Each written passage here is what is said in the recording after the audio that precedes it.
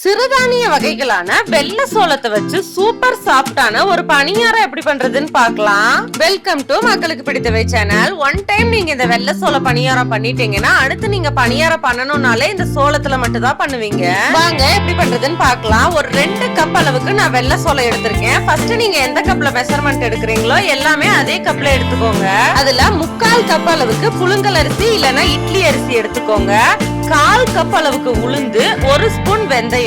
இத நல்லா 2 தடவை வாஷ் பண்ணிட்டு ஒரு 5 ல இருந்து 6 மணி நேரம் ஊற வச்சு எடுத்துக்கோங்க. வெள்ளை சோளத்துல நார் சத்து அதிக அளவுல இருக்கு. இப்போ 6 மணி நேரம் கிட்ட இது ஊறிடுச்சு. இப்ப இந்த மிக்ஸி ஜார்ல சேர்த்து அரைச்சு எடுத்துக்கலாம். நீங்க கிரைண்டர்ல அரைக்கிறதுனால அரைக்கலாம். நான் குவான்டிட்டி கொஞ்சமா ஊற வச்சதுனால மிக்ஸி ஜார்ல சேர்த்து 2 ரவுண்ட் அரைச்சு எடுத்துக்கிறேன். ரொம்ப இட்லி மாவு அளவுக்கு நைஸாவும் இல்லாம ரொம்ப கொரகொரப்பாவும் இல்லாம தோசை மாவு பதத்துக்கு நம்ம இதை அரைச்சு எடுக்கணும். டயபெட்டிக் பேஷண்ட்ஸ் அரிசிக்கு பதிலா சோளத்துல இந்த மாதிரி செஞ்சு சாப்பிடும் போது நல்லாவே சுகர் குறையும். இந்த மாதிரி பக்குவத்துக்கு நீங்க அரைச்சு எடுத்துக்கோங்க. இது ஒரு பவுலுக்கு டிரான்ஸ்ஃபர் பண்ணிட்டு அடுத்த ரவுண்டையும் நம்ம இதே மாதிரியே அரைச்சு எடுத்து வச்சுக்கலாம். மதியமா நான் ஊற போட்டு நைட் இந்த மாதிரி அரைச்சு எடுத்து வச்சுட்டேன். இது காலையில நல்லா புளிச்சிரும். காலையில நம்ம பணியாரம் ஊத்த டிஃபனுக்கு சரியா இருக்கும். சோள பணியாரம் பிரேக்ஃபாஸ்டுக்கும் டின்னருக்கும் நல்லா இருக்கும். ஈவினிங் ஸ்நாக்ஸா கூட நம்ம செஞ்சு சாப்பிடலாம். கொடைக்கானலுக்குள்ள நம்ம ஹோம்மேட் ஃபுட்ஸ் பண்ணி தந்துட்டு இருக்கோம். இத பத்தின டீடைல்ஸ்க்கு டிஸ்கிரிப்ஷன்ல நம்மளோட இன்னொரு சேனல் இருக்கு, செக் பண்ணி பாருங்க.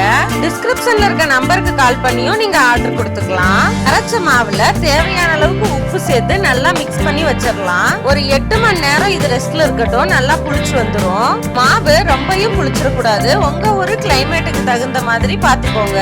நாங்க கொடைக்கானல்ன்றதுனால ஃபுல் நைட் வச்சாலும் ரொம்ப புளிக்காது. இப்ப மார்னிங் ஆயாச்சு. இப்ப கார பணியாரத்துக்கு தாளிக்கிறதுக்கு எல்லாம் நான் ரெடி பண்ணி வச்சிருக்கேன். தாளிக்கிறதுக்கு தேவையான பொருட்கள் பாத்திரலாம். கேரட் துருவி வச்சிருக்கேன், தேங்காய் துருவி வச்சிருக்கேன், 2 பச்சை மிளகா, 1 வரமிளகா, 2 பெரிய வெங்காயம், கடுகுளுந்து, கடலைப்பருப்பு. இப்ப ஸ்டவ் ஆன் பண்ணி ஒரு கடாயை வச்சுக்கலாம். அதுல ஒரு 4 ல இருந்து 5 ஸ்பூன் எண்ணெய் ஊத்திக்கோங்க. எண்ணெய் சூடான உடனே கடுகுளுந்த பருப்பு பொரிஞ்ச உடனே கடலை பருப்பு 1 ஸ்பூன் ஆட் பண்ணிக்கலாம். நெக்ஸ்ட் பெரிய வெங்காயம், பச்சை மிளகா, கருவேப்பிலை எல்லாம் போட்டுக்கலாம். நான் கடலை பருப்பு போட மறந்துட்டனால கொஞ்சமா எண்ணெயில அப்படி தாளிச்சு விட்டுக்கிறேன். கொஞ்சமா இஞ்சி சீவி போட்டுக்கோங்க, பிளேவர் நல்லா இருக்கும். இப்ப இந்த வெங்காயம் நல்லா வதங்கட்டும். பணியாரம் நம்ம இப்படி கார பணியாரமா செஞ்சு சாப்பிடும் போது டேஸ்ட் நல்லா இருக்கும். இதை நம்ம ஸ்நாக்ஸாவே செஞ்சு சாப்பிட்டுக்கலாம். சோளத்துல நார்ச்சத்தும் புரதச்சத்தும் அதிக அளவுல இருக்கு. முட்டி வலி, கைகால் வலி இருக்கவங்க எல்லாம் சோளம் அடிக்கடி சேர்த்துக்கிறது ரொம்ப நல்லது. சோளத்துல வெள்ளை சோளம், சிகப்பு சோளம், இரும்பு சோளம் நிறைய வெரைட்டிஸ் இருக்கு. எதை வேணா நீங்க இதுக்கு யூஸ் பண்ணலாம். கிளாஸ் மாதிரி நம்மளோட வெங்காயம் நல்லா வதங்கட்டும்.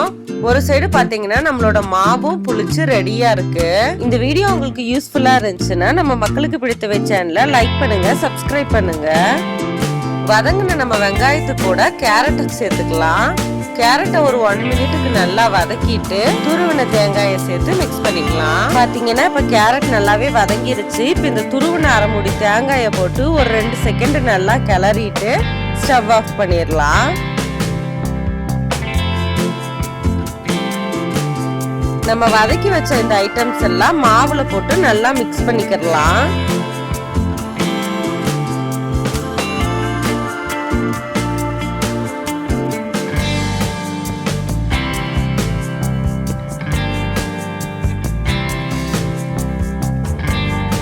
மாவு ரெடி ஆயாச்சு. சிம்பிளா ஒரு தக்காளி சட்னி எப்படி பண்றதுன்னு பார்க்கலாம். ஒரு மிக்ஸி ஜார் எடுத்து ஒரு 3 தக்காளி, 5-6 பல் பூண்டு, உப்பு தேவையான அளவு, தனி மிளகாய் தூள் தேவையான அளவு சேர்த்து மிக்ஸி ஜார்ல நல்லா நைஸா அரைச்சு எடுத்துக்கலாம். இப்போ ஒரு அகலமான கடாய் வச்சு ஒரு 4-5 ஸ்பூன் நல்லெண்ணெய் ஊத்திக்கலாம். 1 ஸ்பூன் கடுகுளுத்தம் பருப்பு, கொஞ்சமா கருவேப்பிலை இலைகள் போட்டு நம்ம அரைச்சு வச்ச தக்காளியை அதுல ஊத்திடலாம். கொஞ்சமா மிக்ஸி ஜாரை கழுவின தண்ணி மட்டும் அதுல சேர்த்துக்கலாம். 2-3 ஸ்பூன் நல்லெண்ணெய் இதுல ஆட் பண்ணி எக்ஸ்ட்ரா. இது ஒரு 5 to 10 மினிட்ஸ் நல்லா கொதிச்சு சுண்டி வந்துச்சுன்னா நம்ம சூப்பரான தக்காளி சட்னி ரெடி. இது இந்த பணியாரத்துக்கு ரொம்பவே பர்ஃபெக்டா இருக்கும்.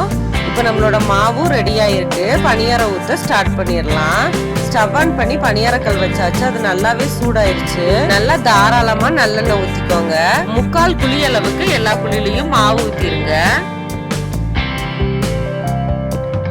பணியாரம் எப்பயுமே மீடியம் ஃப்ளேம்ல தான் வேக வைக்கணும். ஒரு மூடி போட்டு 2 மினிட்ஸ் மீடியம் ஃப்ளேம்ல வேக விட்டீங்கன்னா நல்லா அடிப்பகுதி வெந்திருக்கும். இப்ப நல்லா திருப்பி விட்டுக்கோங்க. மேல் பகுதி ஒரு 2 மினிட்ஸ் மீடியம் ஃப்ளேம்ல வேகட்டும். நம்ம அரை குழி ஊத்துனது ஃபுல்லாகி மேல ரைஸா இருக்கிறது நம்மளுக்கு நல்லாவே தெரியும். 2 மினிட்ஸ் கழிச்சு எடுத்தோம்னா நம்மளோட சூப்பர் சாஃப்டான பணியாரம் ரெடி ஆயாச்சு. பாத்தீங்கன்னா கோல்டன் பிரவுன் கலர்ல சாஃப்டா ஸ்பாஞ்சியா இருக்கும். எல்லாரும் இந்த ரெசிபி ஒரு தடவை ட்ரை பண்ணி பாருங்க. எப்படி இருந்துச்சுன்னு கமெண்ட்ல சொல்லுங்க.